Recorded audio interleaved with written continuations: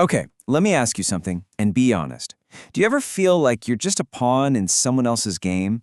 You know, like you're being moved around, played, but you can't quite see the hand that's doing it. Well, if that feeling hits home, you've just brushed up against a hidden world. It's this whole field called dark psychology. And yeah, it's all about digging into the darker side of human influence. So let's kick things off with Section 1, the unseen game. And this is all about understanding that sneaky, covert influence, the kind that operates just below the surface of our everyday lives.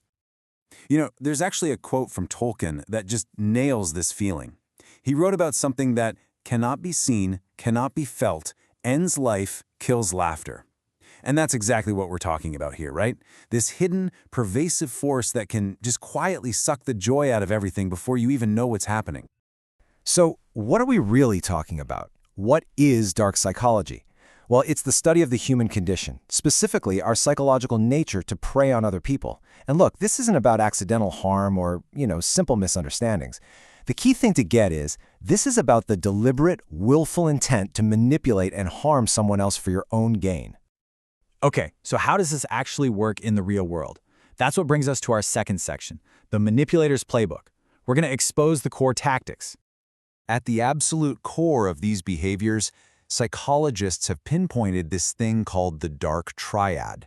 Think of it as a set of 3 specific personality traits that really form the foundation for a manipulative character.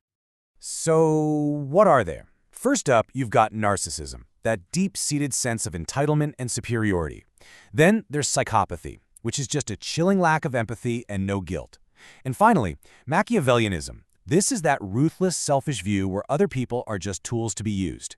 When you get these 3 together in one person, yeah, it's a pretty potent recipe for disaster. And the main thing they do is manipulation.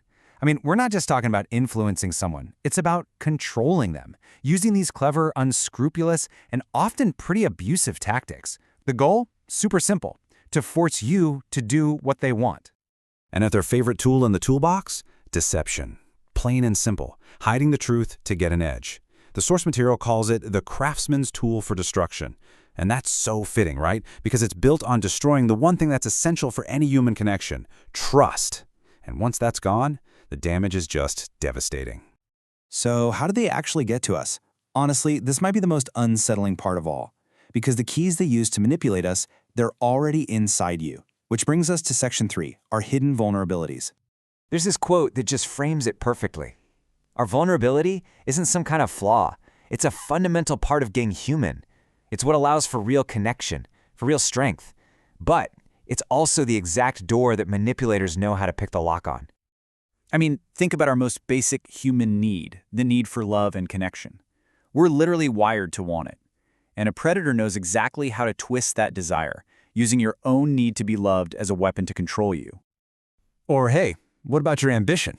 You know, that drive you have to succeed and build a better life? Just think about how easily that can be used against you.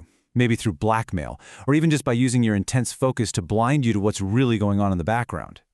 And then there's our social conditioning. We're taught from a young age to trust people in our community, to believe in the promise of a quick win. And this makes us so susceptible to schemes, to predators who will literally use our own network of friends and family against us. And finally, our emotional scars. All those past experiences, the hurts, the fears, the disappointments, they all leave behind triggers. A really skilled manipulator, they learn what those triggers are, and they will intentionally pull them just to control how you react right here, right now. Okay, I know. That was pretty heavy. But look, understanding the game is the very first step to winning it. So let's switch gears and talk about how to break free, how to build up your mental defenses. So the source material lays out a really clear 4-step plan. Step 1 is simple. Trust your instincts. That gut feeling you get that something is just off, that's your built-in defense system. Do not ignore it. Step 2, acknowledge the truth. You have to stop making excuses for them and see the situation for exactly what it is. 3, act quickly. The longer you wait, the deeper that trap gets. And finally, number 4, get help. You really don't have to face this stuff alone. And all this really leads to the bottom line, which a quote from Gandhi just captures perfectly. If you do nothing, there will be no result. I mean, all this knowledge is completely powerless if you don't act on it. Because you got to remember, doing nothing, that's still a choice. So I'm going to leave you with this. We started by asking if you were a pawn, right? But now that you can see the strings, the whole question changes. Now, who's in control? The power is in seeing the game for what it is. Remember that.